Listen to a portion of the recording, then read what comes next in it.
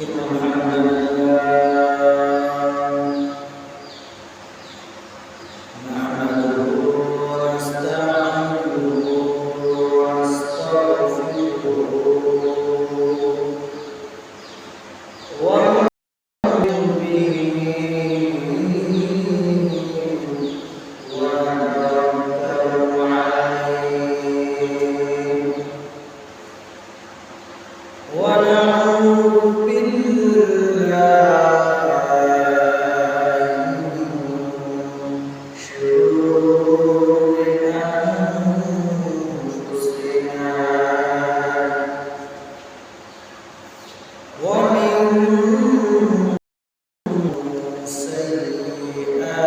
سيئات أعمالنا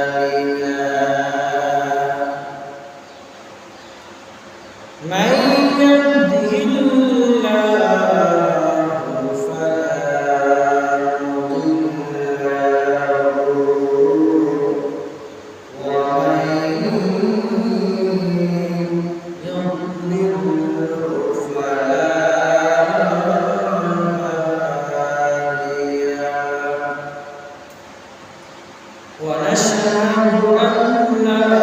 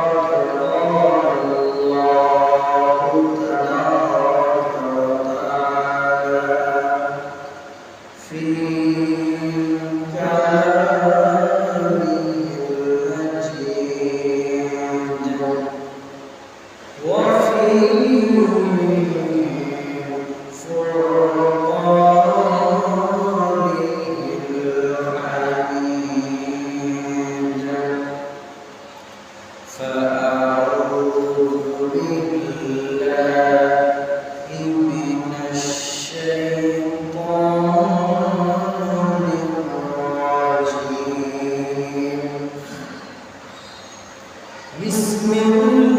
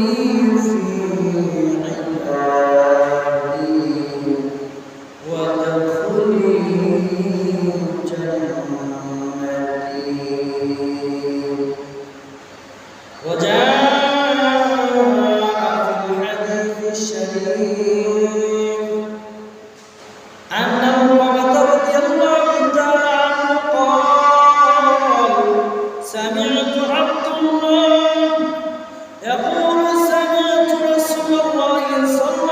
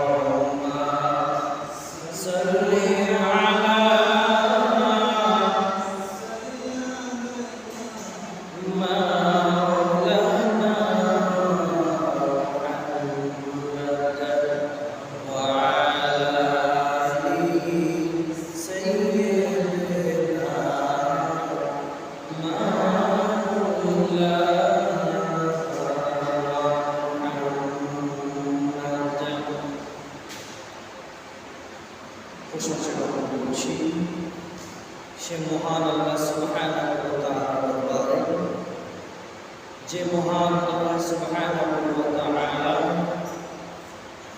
আল্লাহ পাক রব্বুল আলামিন এই পবিত্র শাওয়াল মাসে মহান আল্লাহ সুবহানাহু ওয়া তাআলা আমাদেরকে দয়া করেছেন, আমাদেরকে মায়া করেছেন, আমাদেরকে মহব্বত করেছেন, আমাদেরকে ভালোবেসেছেন বিদায় আল্লাহ পাক রব্বুল আলামিন সুস্থ অবস্থা, সুস্থ শরীর নিয়ে আমাদেরকে আল্লাহ পাক রব্বুল আলামিন আশা ভরসা এবং কিছু কথা শোনার তৌফিক দান করলেন। আমরা সকলে সে মহান আল্লাহ রব্বুল আলামিনের দরবারে শিরকে গ্রহণ করে শুকর করি আলহামদুলিল্লাহ।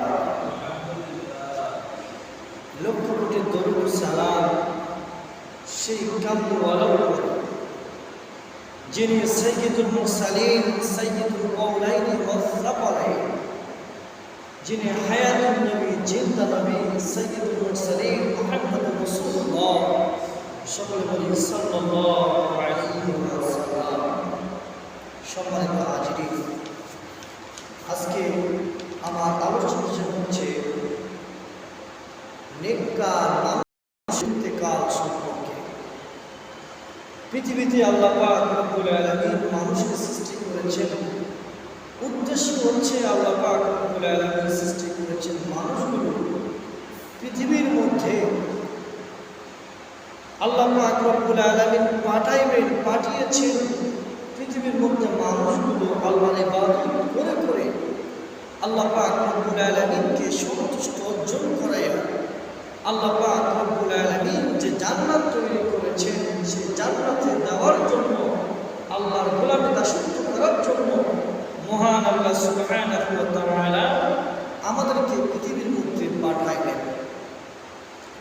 এই পৃথিবীর মধ্যে আসার পরে আমরা দুনিয়ার মহামায়া পাইয়া, দুনিয়াকে মহব্বত করিয়া, দুনিয়াকে ভালোবাসিয়া, দুনিয়ার মোহে পড়িয়া এমন দুনিয়ার ফাঁদে পড়ে গেছি, আখেরাত ভুলে, আখেরাতকে লাথি মেরে সারাদিন সারা জীবন আমরা দুনিয়া দুনিয়া দুনিয়া নিয়ে আছি। মনে করছি দুনিয়াই আমার সব কিছু, সারা জীবন আমি দুনিয়ায় থাকবো, আমি আর করবো না, আমি আর ইন্তেকাল করবো না, দুনিয়াতে আসছি, আমি কি দুনিয়া থেকে চলে যাব? এটা কল্পনা হইতে পারে না। আমার লাগবে শুধু অনেক কিছু, আমার আশা আছে, আমার ভরসা আছে, আমার আত্মবিশ্বাস আছে, সব কিছু নিয়ে আমরা এখন সবাই শুধু দুনিয়া নিয়ে ব্যস্ত, লাগবে শুধু দুনিয়া।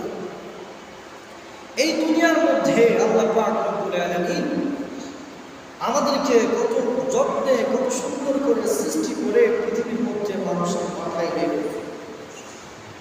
যারা আমল করে পৃথিবীর মধ্যে আমল করে করে নিজের জিন্দগিগুলো গঠন করছে, গঠন করতে পারবে, এই তাদেরকে বলা হয় নেককার ব্যক্তি, পরহেজগার ব্যক্তি, দিনদার ব্যক্তি। পৃথিবীর মধ্যে যারা নেককার ব্যক্তি তারাও মৃত্যুবরণ করবে, আবার যারা বদকার ব্যক্তি তারাও মৃত্যুবরণ করবে। কিন্তু নেককার ব্যক্তির মৃত্যুবরণ কেমন হবে? নেককার ব্যক্তির মৃত্যু, সেও তো ইন্তেকাল করবে, তার মৃত্যুটা কেমন হবে? সম্মানিত হাজিরিন, আল্লাহ পাক রব্বুল আলামিন তিনি বলেন, ইয়া আইয়াতুহান নাফসুল মুতমাইন্না ইরজিই ইলা রাব্বিকি রাদিয়াতাম মারদিয়্যা। হে পবিত্র শান্ত প্রান্ত আত্মা, তুমি তোমার প্রতিপালকের দরবারে সন্তুষ্ট এবং আনন্দিত হয়ে তুমি প্রত্যাবর্তন করো। আল্লাহ পাক রব্বুল আলামিন তার বান্দাকে ডাকছে যে হে শান্ত আত্মা, হে রূহ, হে রূহ, তুমি একটা পবিত্র দেহের মধ্যে ছিলে, তোমার শরীরটা ছিল পবিত্র, তোমার শরীরটা ছিল পবিত্র, এই পবিত্র দেহের মধ্যে তুমি ছিলা, পবিত্র আত্মা, তুমি আজ বের হয়ে চলে এসো, তোমাকে আর সেই অন্তরের মধ্যে, দেহের মধ্যে থাকা লাগবে না। পবিত্র আত্মা, তুমি বের হয়ে চলে আসো আল্লাহর কাছে। আল্লাহ তোমাকে আল্লাহ তোমার সাথে সাক্ষাৎ করবে, আল্লাহ তোমার উপর সন্তুষ্ট আছে, তুমি আসো, আল্লাহর কাছে আছো। তোমাকে আল্লাহ পাক রব্বুল আলামিন আহ্বান করছে, আল্লাহ পাক রব্বুল আলামিন আপনাকে সম্মানিত করবে। তুমি চলে আসো, আত্মা তুমি বের হয়ে চলে আসো। সম্মানিত হাজিরিন, প্রতিটা মানুষের শরীরের মধ্যে দুইটা জিনিস আছে, একটা হচ্ছে রুহু আর একটা হচ্ছে কলব। কি বলেন? একটা হচ্ছে রুহু আর একটা কলব। আমাদের বাম দুধের দুই আঙ্গুল নিচে যেটা আছে এটার নাম বলা হয় কলব, আর ডান দুধের দুই আঙ্গুল নিচে একটা জিনিস আছে, এর নাম হচ্ছে আত্মা, এর নাম হচ্ছে রুহু। এই কলবটাকে যদি আমরা পরিষ্কার করতে পারি, কলব পরিষ্কার করার জন্য লাগবে জিকির, কলব পরিষ্কার করার জন্য লাগবে আপনার কোরআন তেলাওয়াত, কলব পরিষ্কার করার জন্য লাগবে আপনার সত্যবাদিতা, কলব পরিষ্কার করার জন্য লাগবে আপনার নামাজ, রোজা। এগুলো দিয়ে মাধ্যমে আপনি আপনার কলবটাকে পরিষ্কার করতে পারবেন। আর এই কলবে যদি মরিচা লেগে যায়, কলবটার মধ্যে যদি মরিচা লেগে যায়, তাহলে এই কলব দিয়ে আপনি যা ইচ্ছা তাই করতে পারবেন। গুনার কাজ করতে আপনাকে ভালো লাগবে, গুনার কাজ আপনি ভালোবাসবেন। আর এই কলবটা যদি আপনার পরিষ্কার থাকে, তাহলে আপনাকে নামাজ পড়তে ভালো লাগবে, তাহলে আপনাকে ইবাদত করতে ভালো লাগবে, সব কিছু করতে আপনাকে ভালো লাগবে। এই কলব যদি আপনার ঠিক থাকে, কলব যদি আপনার ভালো থাকে। আর যদি মানুষের শরীরের মধ্যে যে আত্মা আছে, মানুষের শরীরের মধ্যে যে রুহটা আছে, এই রুহটা আজকে আছে বিদায় আমি নড়াচড়া করতে পারতেছি। এই রুহটা আছে বিদায় আজকে আমি কথা বলতে পারছি। রুহ আছে বিদায় আমি হাঁটতে পারছি। রুহ আছে বিদায় আমি চলতে পারতেছি, আমি কথা বলতে পারতেছি, কাজ করতে পারতেছি। রুহ যদি আমার থেকে চলে যায়, তাহলে আমি মানুষ থাকবো ঠিকই, কিন্তু আমার এই মানুষের কোনো দাম নাই। আমার হাত থাকবে ঠিকই, রুহ থাকবে না, এই হাতের কোনো মূল্য থাকবে না, হাত দিয়ে নড়াচড়া করতে পারবো না। চোখ থাকবে ঠিকই, চোখ আমরা খুলতে পারবো না। পা থাকবে ঠিকই, পা দিয়ে আমরা হাঁটতে পারবো না। এই জন্য রুহু, আমাদের রুহু, এই রুহুর কারণেই আমরা পৃথিবীতে মানুষ হিসেবে আছি। রুহটা যখনই বের হয়ে যাবে, তখন আমি আর মানুষ থাকবো না, আমি ডেড বডি হয়ে যাব, আমি ইন্তেকাল করবো। সবাই বলবে অমুক ইন্তেকাল করেছে, মারা গেছে। কথা বলে ঠিক কিনা? সম্মানিত ভাইরা আমার, আল্লাহ পাক রব্বুল আলামিন তিনি বলেন, ইয়া আইয়াতুহান নাফসুল মুতমাইন্নাহ ইরজিই ইলা রাব্বিকি রাদিয়াতান মারদিয়াহ ফাদখুলি ফি ইবাদি ওয়াদখুলি জান্নাতি। আল্লাহ পাক রব্বুল আলামিন বলেন, ও আমার বান্দারে, অনেকের বান্দা, তুমি যখন ইন্তেকাল করবা, তোমাকে আমি জান্নাতে দেব ঠিকই। জান্নাতে তুমি একাই যখন আসবে, জান্নাতে একাই আসার ক্ষেত্রে তোমার ভয় লাগতে পারে। জান্নাতটা কেমন, জান্নাতটা কিরকম হবে? জান্নাতে আসার আগে ফাদখুলি ফি ইবাদি, তুমি প্রবেশ করো আমার ভালো বান্দা। যে বান্দাগুলো তুমি আসার আগে, যে বান্দাগুলো নেককার ছিল পৃথিবীতে, নেককার থেকে থেকে তারা দুনিয়াতে থেকে মৃত্যুবরণ করে আমার আল্লাহর সাথে সাক্ষাৎ করেছে, আমি তাদেরকে জান্নাত দিয়েছি।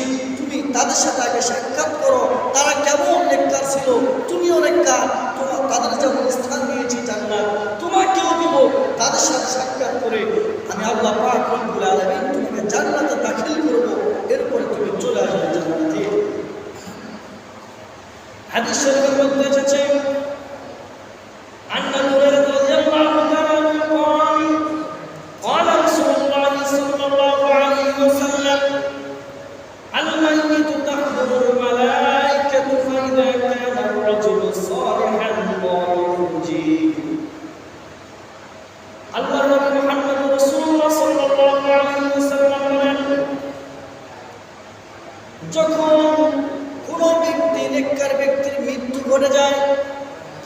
মৃত্যুবরণ করবে, মুমূর্ষু অবস্থায় থাকে, তখন একজন ফেরেশতা তার কাছে উপস্থিত হয় এবং উপস্থিত হয়ে বলে, ও নেককার ব্যক্তি, ও নেককার ব্যক্তির আত্মা, তুমি বের হয়ে আসো। ও নেককার ব্যক্তির আত্মা, তুমি বের হয়ে আসো। যা ছিল তুমি পবিত্র একটা দেহের মধ্যে, তুমি পবিত্র দেহের মধ্যে ছিলে, হে আত্মা, হে রূহ, তুমি বের হয়ে আসো পবিত্র একটা দেহের মধ্যে থেকে। اخرجي ايتها النفس الطيب كانت في الجسد الطيب اخرجي حميدة وابشري بروح وريحان। আল্লাহ বলেন, নেককার ব্যক্তির জন্য রূহটাকে মুস্তারা হবে। ফেরেশতারা পাশ থেকে তাকে হালাল সাহালান জানাইবে এবং বলবে, প্রশংসার সাথে তুমি বের হয়ে আসো, তুমি সুসংবাদ গ্রহণ করো। কি সুসংবাদ? তোমার রূহটা বের করে আনা হয়েছে, তোমার কোনো টেনশন নাই, তোমার কোনো চিন্তা নাই, তোমার কিচ্ছু নাই। তোমাকে আমরা সুসংবাদ জানাচ্ছি এবং তোমার জন্য সুখ আছে, তোমার জন্য শান্তি আছে, তোমার জন্য আল্লাহ পাক রব্বুল আলামিন জান্নাত রেখেছেন, তোমার জন্য আল্লাহ পাক রব্বুল আলামিন তোমার খুশি আছে, তোমার কোনো টেনশন নাই, তোমার কোনো চিন্তা নাই। এভাবে করতে করতে ফেরেশতারা ওই ব্যক্তিকে সান্ত্বনা দিতে থাকে আর রূহকে বলতে থাকে, রূহ তুমি বের হয়ে আসো। কিন্তু রূহ তো বের হচ্ছে না। রূহ কেন বের হবে? আপনি নিজেই চিন্তা করেন। আপনি যে পোশাকটা পরেন, দীর্ঘদিন যাবত পোশাকটা পরে পরে যখন পোশাকটা আপনার পুরাতন হয়ে যায়, এরপর পোশাকটা আপনার ফালাই দিতে আপনাকে অনেক কষ্ট লাগে, ঠিক কিনা? এক ক্লাসে পড়ালেখা করে অনেক দিন যাবত 5 বছর 10 বছর লেখাপড়া করেছে, লেখাপড়া করে করে যখন বিদায় নেবে, তখন এই যে এক জায়গায় থেকে থেকে মহব্বত তৈরি হয়ে গেছে, আসার সময় বিদায়ের মুহূর্তে তখন কান্নাকাটি করে। এই যে রূহটা সারা জীবন 60 বছর 70 বছর পর্যন্ত আপনার এই দেহের মধ্যে আছে। রূহুর খোরাকে আপনি কি দিয়েছেন? আল্লাহ রাব্বুল আলামিন রূহটা দিল আপনাকে। রূহুর কারণে আজকে আপনি সব কিছু করতে পারছেন। এই রূহটাও তো একটা মহব্বত তৈরি হয়ে গেছে আপনার কলবের মধ্যে, আপনার এই দেহের মধ্যে মহব্বত তৈরি হয়ে গেছে। কলবটা, এই রূহটা বের হতে চাচ্ছে না। ফেরেশতারা আল্লাহকে বলছে, আল্লাহ, এই রূহটাকে আমরা এত সুসংবাদ জানাচ্ছি, জান্নাতে সুসংবাদ জানাচ্ছি, এরপর রূহটা বের হতে চাচ্ছে না। রব্বুল আলামিন, রূহটাকে কি করা যায়? আল্লাহ পাক রব্বুল আলামিন বলেন, হে আমার ফেরেশতারা, তোমরা কোনো টেনশন করিও না, তোমরা কোনো চিন্তা করিও না। আমি আল্লাহ পাক রব্বুল আলামিন ওই ব্যক্তির সামনে জান্নাত উপস্থিত করছি। জান্নাত দেখায় দেয়, তাহলে ওই ব্যক্তি দেখবে জান্নাতে আসার জন্য পাগল হয়ে যাবে, রূহটা তাড়াতাড়ি বের হয়ে যাবে। আল্লাহ পাক রব্বুল আলামিন দুনিয়াতে নেককার ব্যক্তিকে মৃত্যুর এক মুহূর্তে তার সামনে জান্নাত তুলে ধরবে। দেখো আমার বান্দা, দুনিয়ায় তুমি অন্যায় করো নাই, দুনিয়ায় তুমি সুদ খাও নাই, দুনিয়ায় তুমি ঘুষ খাও নাই, দুনিয়ায় তুমি অন্যায় করো নাই, দুনিয়ায় তুমি নামাজ পড়েছো, ভালো ভালো কাজ করেছো, দুনিয়ায় তুমি নেককার ছিলা, দুনিয়ায় তুমি ভালো কাজ করেছো, তুমি দিনদার ছিলা।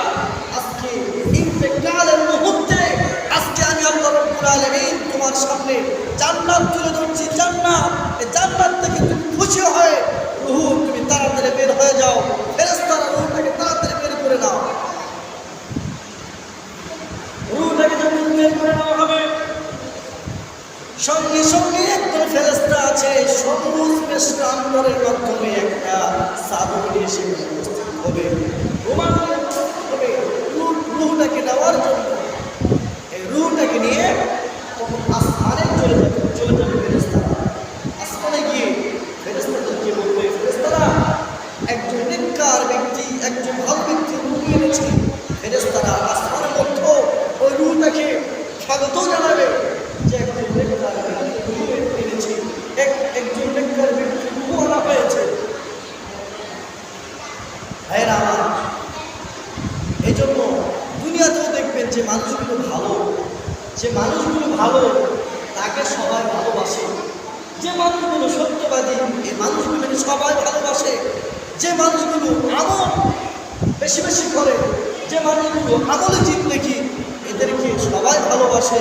দুনিয়াতে যে মানুষ যেমন ভালোবাসে, আখিরাতেও ইন্তেকালের পরও ফেরেশতাও তাকে ভালোবাসবে, ফেরেশতাকেও তার মহব্বত করবে।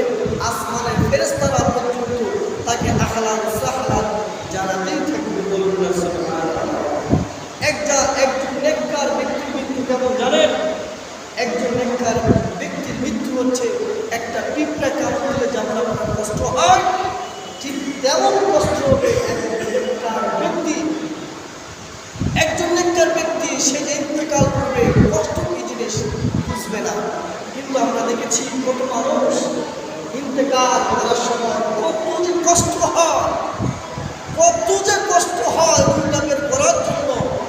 আহা, আমরা জীবনে কত দেখেছি। হাদিস শরীফের মধ্যে আল্লাহ রাসূল সাল্লাল্লাহু আলাইহি ওয়াসাল্লাম কিছু কিছু নেককার ব্যক্তির আলামত বর্ণনা করেছেন। ভাইরা আমার, আল্লাহ রাসূল সাল্লাল্লাহু আলাইহি ওয়াসাল্লাম তিনি বলেছেন, ইন্না নাফসাল মুমিনি তাখরুজু রাশহান, যে একজন নেককার ব্যক্তি যখন ইন্তেকাল করবে, একজন মুমিন ব্যক্তি যখন ইন্তেকাল করবে, ইন্তেকাল যখন করবে তার শরীর থেকে ঘাম ছুটবে, ঘাম ছুটা অবস্থায় সে ইন্তেকাল করবে। কোনো ব্যক্তি যদি ইন্তেকাল করে, আপনি যখন দেখবেন তার মাথা থেকে পা পর্যন্ত তার শরীর ঘামছে, শুধু ঘামছে, তখন দেখবেন আপনি মনে করবেন এই লোকটি ছিল নেককার, এই লোকটি ছিল পরহেজগার। একটা আলামত আমরা পেলাম যে নেককার ব্যক্তির ইন্তেকালের মুহূর্তে ওই ব্যক্তির শরীর থেকে ঘাম ঝরবে, ওই লোকটি হচ্ছে নেককার ব্যক্তি। আল্লাহর নবী মুহাম্মদ রাসূলুল্লাহ সাল্লাল্লাহু আলাইহি ওয়াসাল্লাম বলেন, ওয়ালা উহিব্বু মাউতান কামাউতুল হিমার, আমি গাধার মতো মৃত্যুকে পছন্দ করি না। সাহাবা কেরাম রাদিয়াল্লাহু তাআলা জিজ্ঞাসা করলেন, ইয়া রাসূলুল্লাহ, ইয়া হাবিবাল্লাহ, ওয়া মা মাউতুল হিমার, গাধার মতো মৃত্যু এটা আবার কেমন মৃত্যু? বুঝলাম না, মৃত্যু আবার গাধার মতো কেমন হয় এটা বুঝলাম না। ইয়া রাসূলুল্লাহ, ইয়া হাবিবাল্লাহ, আপনি আমাদেরকে বললেন গাধার মতো মৃত্যু কি? আল্লাহর নবী মুহাম্মদ রাসূলুল্লাহ সাল্লাল্লাহু আলাইহি ওয়াসাল্লাম বললেন, কালামাতুল ফাজা, গাধার মৃত্যু উদাহরণ দিয়েছেন। রাসূলুল্লাহ সাল্লাল্লাহু আলাইহি ওয়াসাল্লাম বলেছেন যে হঠাৎ যে ব্যক্তি মৃত্যুবরণ করবে, এই হঠাৎ মৃত্যু আল্লাহর নবী বলেন আমি এটাকে পছন্দ করি না। রাসূল সাল্লাল্লাহু আলাইহি ওয়াসাল্লাম গাধার মৃত্যুর সাথে তুলনা দিয়েছেন।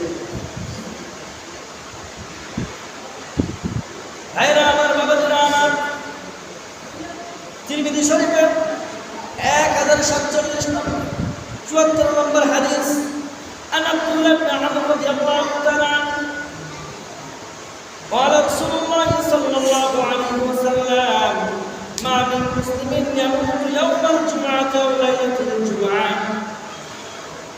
আব্দুল্লাহ ইবনে আমর রাদিয়াল্লাহু তাআলা আনহু তিনি বর্ণনা করেছেন, রাসূল সাল্লাল্লাহু আলাইহি ওয়াসাল্লাম বলেছেন, যে ব্যক্তি জুমার রাত্রিতে অথবা জুমার দিনে ইন্তেকাল করবে, তাহলে মনে করবেন এই লোকটিও ছিল একজন নেককার ব্যক্তি। জুমার রাত্রিতে ইন্তেকাল এটা একটা সৌভাগ্যময় ইন্তেকাল, জুমার দিনে ইন্তেকাল এইটাও একটা সৌভাগ্যময় ইন্তেকাল। রাসূল সাল্লাল্লাহু আলাইহি ওয়াসাল্লাম বলেছেন, জুমার রাত্রিতে অথবা জুমার দিনে যে ব্যক্তি ইন্তেকাল করবে, মনে করবেন এই লোকটিও নেককার ব্যক্তি হিসাবে দাতব্য হবে। এই লোকটি হচ্ছে একজন নেককার ব্যক্তির মৃত্যু।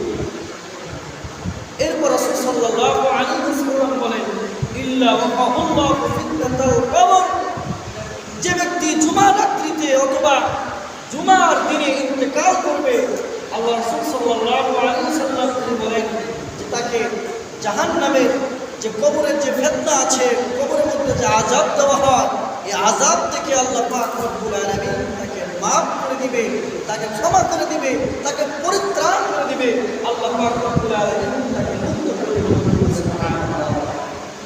এজন্য কামনা করতে হবে, আল্লাহ জুমার দিন মৃত্যু দাও, রোজা অবস্থায় মৃত্যু দাও, জুমার রাত্রিতে মৃত্যু দাও, সিজদা অবস্থায় মৃত্যু দাও।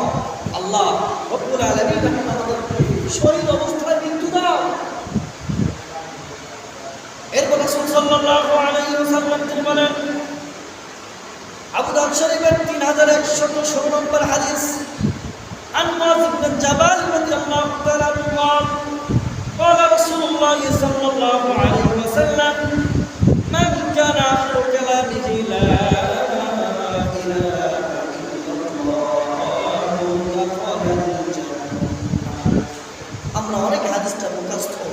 রাসূল সাল্লাল্লাহু আলাইহি ওয়াসাল্লাম বলেন, যার শেষ বাক্য হবে, যার শেষ কথা হবে লা ইলাহা ইল্লাল্লাহ মুহাম্মাদুর রাসূলুল্লাহ, আল্লাহ নবী মুহাম্মদ রাসূলুল্লাহ সাল্লাল্লাহু আলাইহি ওয়াসাল্লাম বলেন, এই লোকটিও একজন নেককার ব্যক্তি ছিল, আল্লাহ পাক রব্বুল আলামিন তাকে জান্নাতে দিয়ে দেবেন। সুবহানাল্লাহ। অনেক মানুষকে আমরা দেখেছি যে যখন মৃত্যুবরণ করে আমরা তাকে তালকিন দিই, বলেন লা ইলাহা ইল্লাল্লাহ মুহাম্মাদুর রাসূলুল্লাহ সাল্লাল্লাহু আলাইহি ওয়াসাল্লাম। লোকটি বলতে পারে না, এমন কোনো মানুষ আছে মুখ বেঁকা হয়ে যায়। কিভাবে বলতে পারবে সে? কারণ সারা জীবন অন্যায় কাজ করেছে, সারা জীবন সে পাপের কাজ করেছে, সারা জীবন সে অশ্লীল কাজ, সারা জীবন খারাপ কাজ করেছে।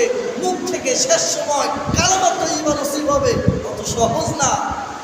আর কত মানুষ আছে অটোমেটিক মুখ থেকে কালেমা তয়্যিবা পড়তে পড়তে তার ইন্তেকালটা হয় না। আমরা দোয়া করব রব্বুল আলামিন, আল্লাহ সবাইকে তো মরতে হবে, সবাই তো মারা যাব। আমরা যখন ইন্তেকাল করব, ইন্তেকালের আল্লাহ এক মুহূর্ত হলেও এক নম্বর আমরা যেন তওবা করতে পারি, তওবা করার সুযোগ দিও। দুই নম্বর আমাদের জিহ্বাগুলো সবসময় যেন লা ইলাহা ইল্লাল্লাহ যেন আমরা জিকির করতেই থাকতে পারি, লা ইলাহা ইল্লাল্লাহ বলতেই থাকতে পারি। আল্লাহ পাক রব্বুল আলামিন আমাদের সকলকে কবুল করুন, সকলে বলুন আমিন। আফদালুজ যিকরি লা ইলাহা ইল্লাল্লাহ। আমরা আজ জিকির বাদ দিয়ে দিয়েছি। জিকির লাগবে কেন? জিকির আমরা মুসলমান হয়ে গেছি, ডিজিটাল মুসলমান। সংক্ষেপ করতে করতে করতে যত সংক্ষেপ করা যায়। নামাজ সুন্নত তো লাগবে না, সুন্নত করার কি দরকার? ফরজ পড়লেই হলো, বেতের 3 রাকাতের দরকার নাই, 1 রাকাত পড়লেই যথেষ্ট। তারাবি আবার 20 টাকাতে কি দরকার? 8 রাকাত পড়লেই যথেষ্ট। কথা ঠিক কিনা? কিন্তু একজন মুসলমানের জন্য কর্তব্য হচ্ছে সে ফরজ যেমন গুরুত্ব দিবে, ওয়াজিব তেমনই গুরুত্ব দিবে, সুন্নতকেও তেমন গুরুত্ব দিবে, নফলকেও তেমন দিবে, মুস্তাহাবকেও তেমন গুরুত্ব দিবে। এটা হচ্ছে একজন প্রকৃত মুসলমানের দায়িত্ব। ভাইরা আমার, বাবাজিরা আমার, বুখারী শরীফের 2829 নম্বর হাদিস, عن ابي هريره رضي الله تعالى عنه قال قال رسول الله صلى الله عليه وسلم الشهداء خمس আল্লাহ মুহাম্মদ রাসূলুল্লাহ সাল্লাল্লাহু আলাইহি ওয়াসাল্লাম শহীদ হচ্ছে 5 প্রকার। মানুষ মৃত্যুবরণ করে, শহীদ মৃত্যু 5 প্রকার। কত প্রকার বলেন? 5 প্রকার।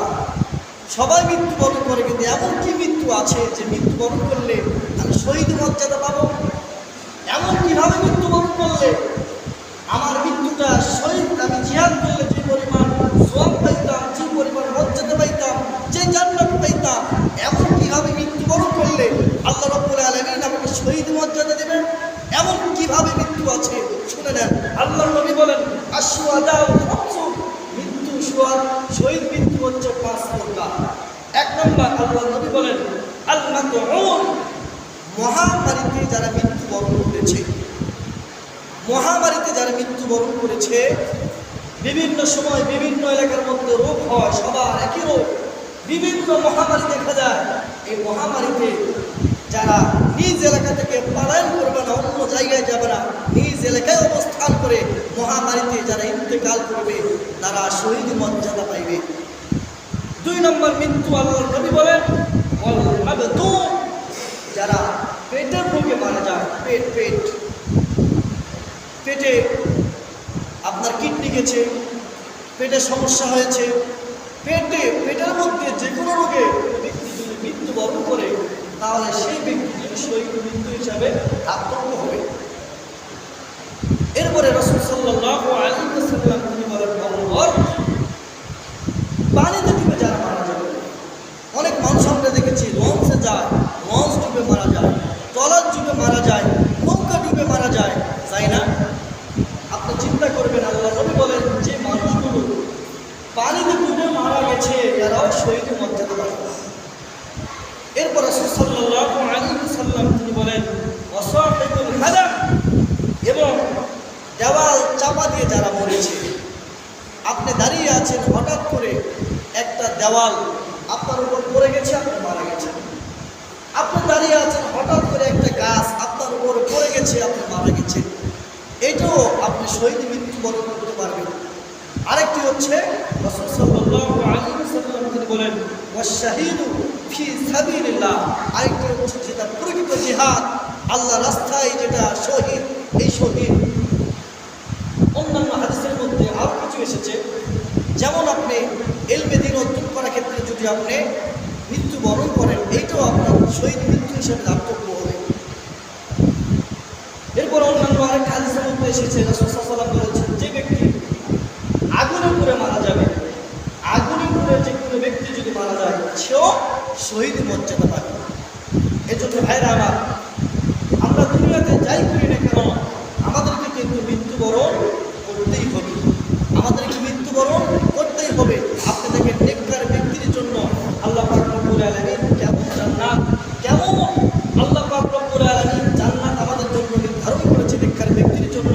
আল্লাহ নবী বলেন আ'দাতু লিইবাদিয়াস সালিহিন মা লা আইনুন, আল্লাহ নবী মুহাম্মদ রাসূলুল্লাহ সাল্লাল্লাহু আলাইহি ওয়াসাল্লাম বলেন যে নেককার ব্যক্তির জন্য আল্লাহ পাক রব্বুল আলামিন এমন কিছু তৈরি করেছে যে তা চোখ কোনোদিন দেখেনি।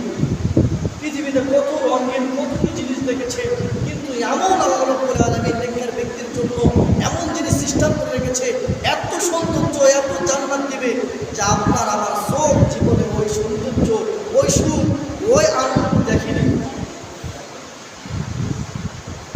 এরপর রাসূল সাল্লাল্লাহু আলাইহি ওয়াসাল্লাম তিনি বলেন ওয়ালা উযুনুন সামিআত, এমন কিছু আল্লাহ পাক রব্বুল আলামিন নেককার ব্যক্তিদের জন্য রেখেছে যা আমাদের কান জীবনেও শুনে নেই। ওয়ালা খাতারা আলা কলবি বাশারি, এমন কিছু আল্লাহ পাক রব্বুল আলামিন নেককার ব্যক্তিদের জন্য রেখেছে যা আমাদের কলবে জীবন আমরা কল্পনা করেও শেষ করতে পারবো না। আমাদের কলবের মধ্যে কতটুকু থাকবে যে আমি 10 তলায় থাকবো, 20 তলায় থাকবো, 30 তলায় থাকবো, আমার জান্নাতটা হবে 30 তলা, হবে কি দিয়া? স্বর্ণ দিয়া, বালুকা দিয়া, বা বিভিন্ন পাথর দ্বারা। এগুলো আমাদের ধারণা থাকতে পারে। আল্লাহ বলে তুমি যে ধারণা করো এগুলো নগণ্য, সামান্য, আমি তার চেয়েও তোমার জন্য আরো বেশি বেশি নিযুক্ত করে রেখেছে বলতে। এই জন্য ভাইরা আমার, দুনিয়াতে নেককার হতে হবে। দুনিয়াতে নেককার হতে হলে নামাজ পড়তে হবে, সুদগুলো বাদ দিতে হবে, ঘুষগুলো পরিহার করতে হবে, নামাজ পাঁচওয়াক্ত করতে হবে, আমাদেরকে মা বোনদেরকে পর্দাশীল হতে হবে, পর্দা করতে হবে এবং সাদা সত্য কথা বলতে হবে। আল্লাহ পাক রব্বুল আলামিন আমাদের সকলকে নেককার হিসাবে মৃত্যুবরণ করার তৌফিক দান